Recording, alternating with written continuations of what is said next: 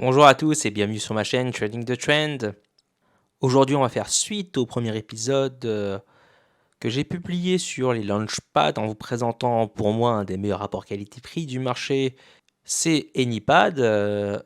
Donc si vous n'avez pas vu cette vidéo, je vous invite à aller la voir dans la playlist Launchpad sur ma chaîne. Aujourd'hui, on va plutôt faire un comparatif des différents gros Launchpad pour vous donner un peu une idée de pourquoi j'ai choisi Anypad. Alors là, on est sur la page des meilleurs launchpads par performance sur l'ensemble de leurs projets classés par CryptoRank. Je vous donne le lien dans la description. La barre bleue, c'est la performance par rapport au all-time high des différents projets. La barre verte, c'est la performance actuelle. Comme vous le voyez, si on aurait investi sur tous les projets de GameFi, même sans rien revendre, on serait à 610% de retour aujourd'hui. Donc ça, c'est la moyenne de tous les projets. DAO Maker, on est à 576%. Et pour le dernier, BSC Station, on est tombé aujourd'hui à 84%, ce qui reste quand même correct. Surtout si on a fait le sauvage de base, à savoir investir sur tous les projets proposés. On va revenir plus longuement sur GameFi, DAO Maker, CDFI et Polka Starter, qui est notamment mentionné énormément sur la scène française, qui vous permettra de faire des recherches et d'avoir plus d'informations dessus. Alors sur GameFi, on va aller voir les conditions d'allocation pour pouvoir investir sur les projets. Vous avez ici les différents tiers, donc si on a 20 tokens de GameFi qui s'appellent les GAFI, on va être dans la loterie, donc pas d'allocation garantie et 60$ maximum, avec une obligation de staker les tokens et de pouvoir les retirer qu'au bout de 5 jours. Quand on atteint le niveau élite, il faut 100 GAFI. Là, la période de staking dure 8 jours pour une allocation maximum de 300$. Quand on est pro, il faut 500 GAFI avec une allocation maximum de 700$ et donc une période de staking de 12 jours. Et nous sommes toujours donc dans la loterie. Pour avoir donc une allocation garantie à 20% du pool, alors je pense que c'est tous les légendes qui ont 20%, puisque s'il y a 5 légendes, vous avez rempli la pool et il n'y a plus rien pour personne. Là, vous avez une période de staking de 30 jours sur laquelle vous ne pouvez pas retirer vos tokens et vous avez accès à l'entièreté des projets qui seront proposés, notamment les plus prometteurs dans l'exclusive pool. Les autres, vous n'y aurez pas droit. On va maintenant calculer combien coûte cette barrière d'entrée. On va aller donc voir le prix du token GAFI. GameFi et c'est 45$. Voilà le calcul effectué pour vous. Il y a 4 tiers, donc on l'a vu, de 20 GAFI. Alors là j'ai mis 1000, mais c'est bien plus en réalité. Ce sont les 12 plus gros possesseurs de GAFI qui peuvent accéder au statut légende. Il faut également posséder leur NFT pour pouvoir prétendre à ce rang. Et dans ce cas-là, vous avez 20% de la pool, donc qui est divisé par 12. Donc en faisant ce calcul rapidement, chaque membre légende a 1,67% de l'allocation totale. Quand vous avez des levées de fonds, on va dire de 300 000$, on multiplie ça par donc le pourcentage correspondant, vous avez donc 5 000$ d'allocation. Et ainsi de suite en fonction bien sûr de la levée de fonds demandée. Alors bien sûr, un des avantages pour demander un prix si élevé, c'est qu'il y a très régulièrement des projets qui sont lancés, bien plus que sur Anypad par exemple, mais le prix d'entrée est extrêmement élevé, trop élevé en tout cas à mon goût. Je ne mettrai pas 22 000$ pour avoir non seulement que 700 000$ d'allocation et pour être reversé dans une loterie, donc un tirage au sort, pour pouvoir me permettre d'investir ou non sur les projets voulus. Passons maintenant à DAO Maker, donc la deuxième plateforme avec les meilleurs résultats selon CryptoRank. Nous avons ici donc 6 tiers appelés tranches, qui vient donc du mot français, qui vient de notre belle langue. Vous avez ici le nombre de tokens qu'il vous faut pour avoir une allocation. Alors pour précision, la tranche 0, ça concerne les premiers investisseurs sur DAO Maker, donc pour tous les nouveaux utilisateurs, vous ne pourrez pas accéder à cette tranche-là et pouvoir essayer de participer aux IDO. Alors, comment obtenir les DAO Power qui ne sont pas le token natif de DAO Maker?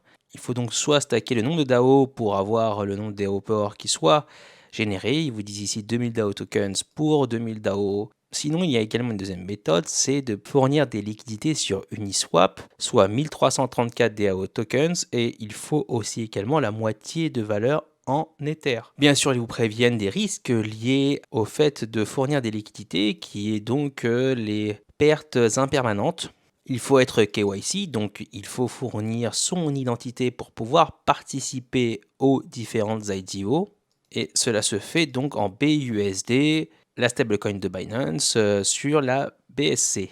Alors je n'ai pas trouvé forcément le montant des allocations, mais on peut déjà calculer la barrière d'entrée pour voir si cela peut être dans notre budget ou non, mais ne vous attendez pas non plus à des allocations qui soient délirantes par rapport aux autres projets. On va être certainement dans les mêmes ordres, c'est-à-dire de la dizaine de dollars à la centaine de dollars, voire milliers et plusieurs milliers pour la dernière tranche. Voilà donc le minimum de tokens à détenir pour entrer dans ces différentes tranches.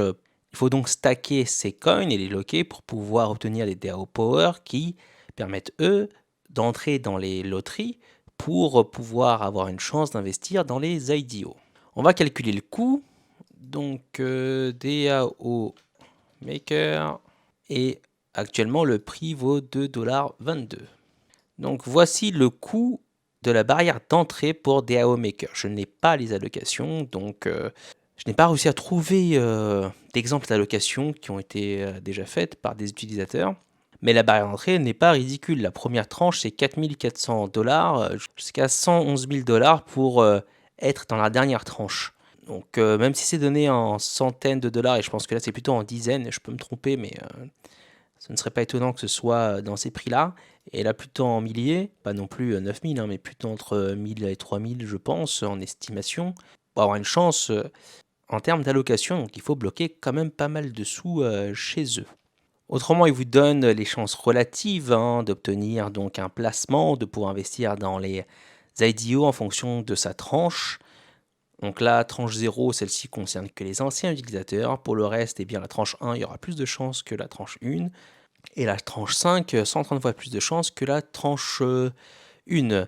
Donc même si vous mettez des sous dans ces deux premières tranches-là, voire les trois premières, il faudra quand même vous y prendre à plusieurs fois avant d'entrer dans une IDO, comme c'est une loterie. Donc je n'ai pas les chiffres exacts, j'ai juste un nombre relatif, mais ici par exemple, la tranche 5 a donc 130 divisé par 5, 26 fois plus de chances d'entrer dans une IDO que la tranche 1.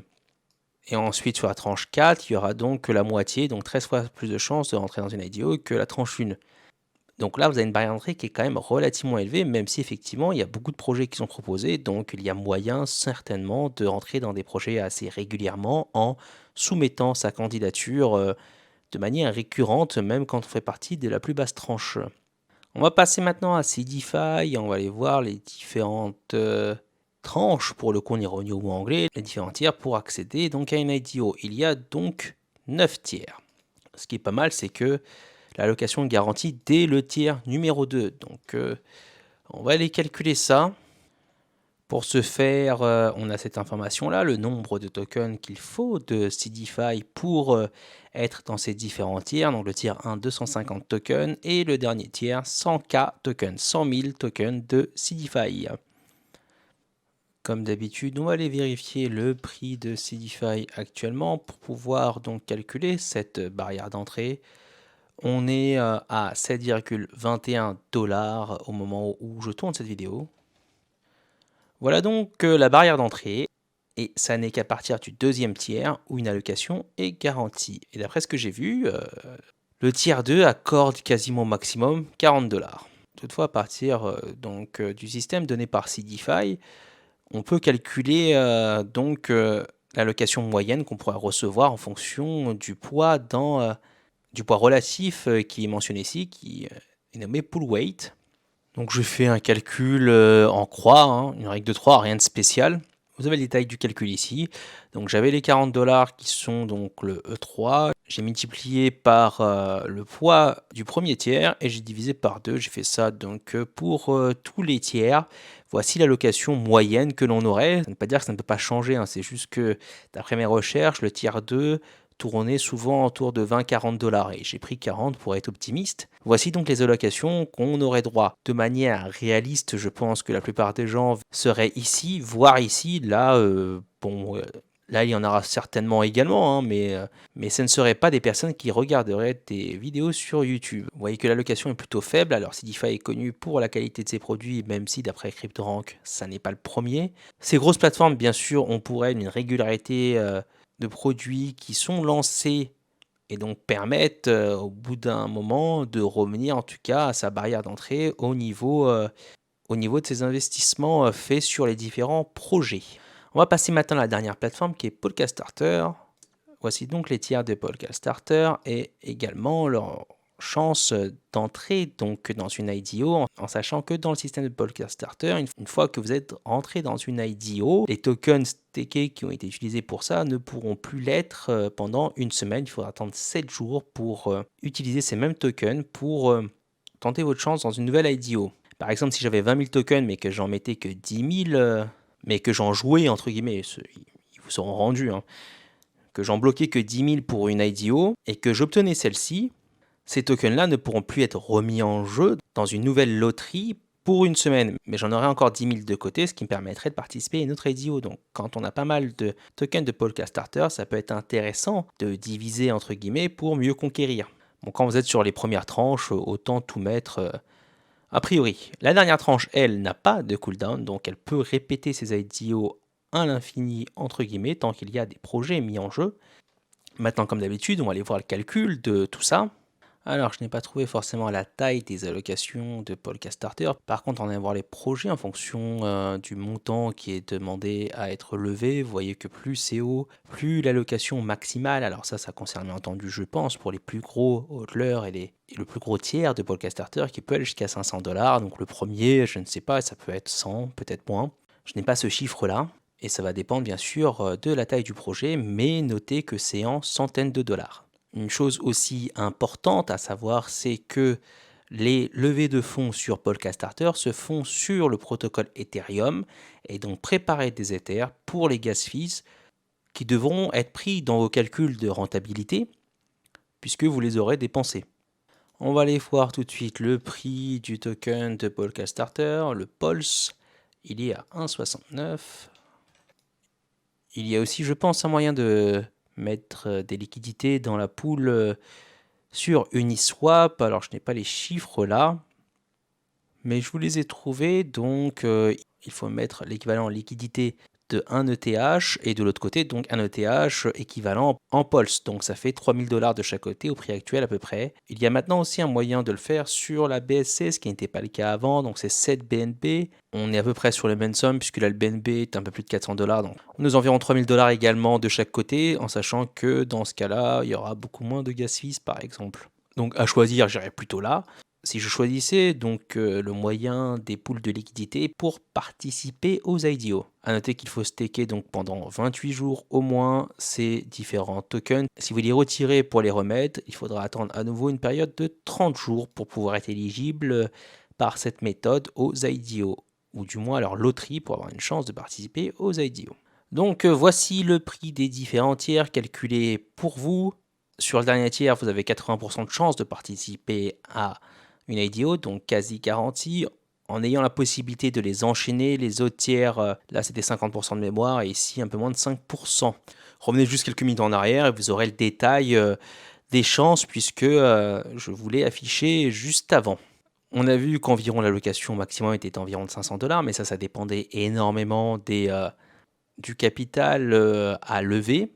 Vous avez une idée à peu près maintenant des fonds à mettre pour pouvoir investir dans ces IDO. Ces différentes plateformes ont l'avantage de proposer très régulièrement des projets, ce qui permettrait de retomber sur ses pattes au bout d'un moment.